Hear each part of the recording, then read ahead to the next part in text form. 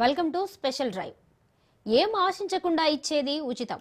అధికారం కోసం నేతలు జపించే మంత్రం ఉచితం. స్టేట్ ఏదైనా పార్టీ ఏదైనా అందరిది ఉచిత తంత్రమే. మేము అధికారంలోకి వస్తే అది ఫ్రీ ఇది ఫ్రీ అంటూ గప్పాలు కొడతారు లీడర్లు. పవర్లోకి వచ్చాక తూతూ మంత్రంగా కొన్ని ఉచిత పథకాలను అమలు చేస్తున్నారు. ఓటర్లను ఆకట్టుకునేందుకు ఎన్నికల్లో గెలిచేందుకు వ్యూహరచన చేస్తున్నారు. టీవీకి అధినేత విజయ్ ప్రకటించిన మేనిఫెస్టో ఉత్కంఠ రేపుతోంది. పెళ్లి కానుక కింద వధువుకు 8 గ్రాముల బంగారం, పట్టుచీర అందిస్తామన్నారు విజయ్. అలాగే మహిళలకు నెలకు 2500 ఇస్తామన్నారు. మహిళా ఓటర్లను ఆకర్షించేందుకు ప్రయత్నిస్తున్నారు.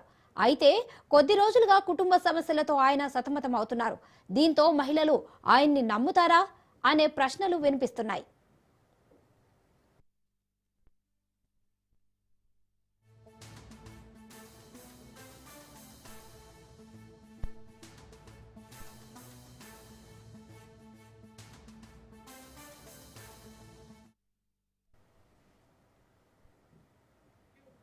తెలుగు రాష్ట్రాల మేనిఫెస్టోలను తమిళనాడులోనూ మక్కి దింపేస్తున్నారు.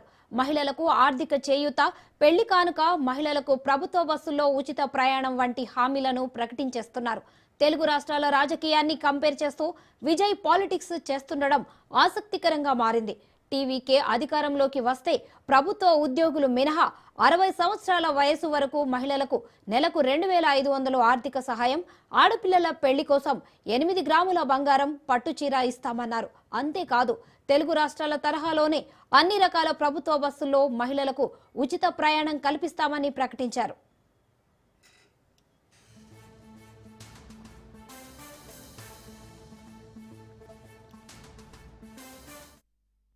ఇక కామరాజర్ కల్వి ఉరితి తిట్టం పథకం కింద స్కూళ్లకు వెళ్లే చిన్నారులకు ప్రతి సంవత్సరం 15,000 రూపాయలు ఆర్థిక సహాయం ఇస్తానని ప్రకటించారు. అంతేకాకుండా అన్నపూరణి సూపర్ 6 పథకం కింద ఈ 6 గ్యాస్ సిలిండర్లు, రేషన్ కార్డు ఉన్న ప్రతి ఒక్కరికి చౌకదార దుకాణాల ద్వారా శానిటరీ ప్యాడ్స్ ఉచితంగా అందేలా చూస్తామని అన్నారు.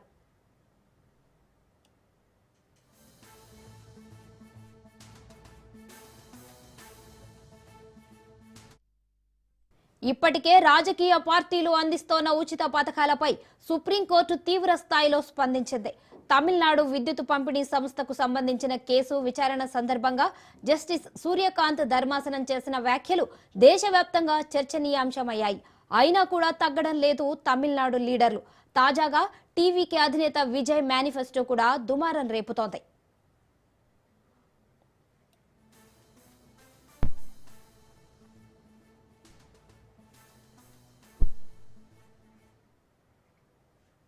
దీని గురించి మరిన్ని అప్డేట్స్ మా ఇన్పుట్ ఎడిటర్ శ్రీకాంత్ అందిస్తారు. Tejaswi, good afternoon. సో మొత్తానికి మీరు అన్నట్టు తెలుగు రాష్ట్రాలకు ఈక్వల్గా విజయ్ ప్రకటించినటువంటి మేనిఫెస్టో కనిపిస్తోంది. మరి ముఖ్యంగా మహిళలను టార్గెట్ చేస్తూనే ఈ మధ్యకాలంలో సంక్షేమ పథకాలన్నీ ప్రకటిస్తున్నారు. మనం మొన్న బీహార్లో చూడొచ్చు, ఎన్నికలకు ముందే మహిళల ఖాతాల్లోకి 10,000 రూపాయలు వేశారు. అంతకుముందు కర్ణాటక ఎలక్షన్స్ కానీ ఇవన్నీ అంటే ఇట్లాంటి ప్రచారాలే జరిగినాయి. సో ఇట్లాంటి నేపథ్యంలో మహిళా ఓటర్లే టార్గెట్గా సంక్షేమ పథకాలను ఆఫర్ చేస్తున్నారు స్పష్టంగా కనిపిస్తోంది.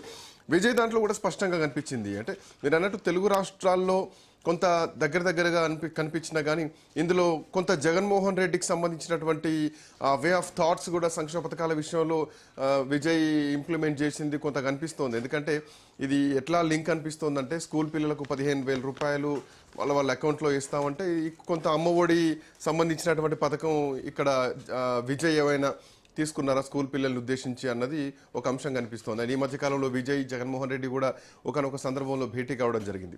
అండ్ మాట్లాడదాం, దీని మీద చాలా అంశాలు మాట్లాడాల్సినటువంటి అవసరం ఉంది. అండ్ మోర్ ఓవర్ విజయ్ చుట్టూ ఉన్నటువంటి వివాదాలు ఈ మధ్యకాలంలో మనం చూస్తూనే ఉన్నాం. వాటిపైన కూడా బహిరంగ వేదిక పైన విజయ్ స్పందించారు. నేను కొన్ని ఇబ్బందులు పడుతున్నాను, ఆ ఇబ్బందులు మీకు కూడా ఇబ్బందులు కనిపిస్తున్నాయి, బట్ అదంతా వ్యక్తిగతమైనటువంటి విషయం, దాన్ని నేను స్లాట్ అవుట్ చేసుకుంటాను, దాని గురించి మీరేం భయపడాల్సినటువంటి అవసరం లేదని ప్రతి కార్యకర్తకు ఒక భరోసా ఇచ్చి ఎన్నికలకు సిద్ధమవుతున్నారు విజయ్. రైట్, బండారు రామ్మోహన్ రావు గారు నమస్తే. నమస్తే, చెప్పండి. నమస్తే రామ్మోహన్ రావు. ఇందాకనే ఒక పాయింట్ మెన్షన్ చేయడం జరిగింది. సంక్షేమ పథకాలను ఉద్దేశించి మహిళలకు 2,500 రూపాయల పెన్షన్, ఏదైతే 60 ఏళ్ల వయసు ఉన్నటువంటి మహిళలు, అండ్ స్కూల్ పిల్లలకు 15,000 రూపాయల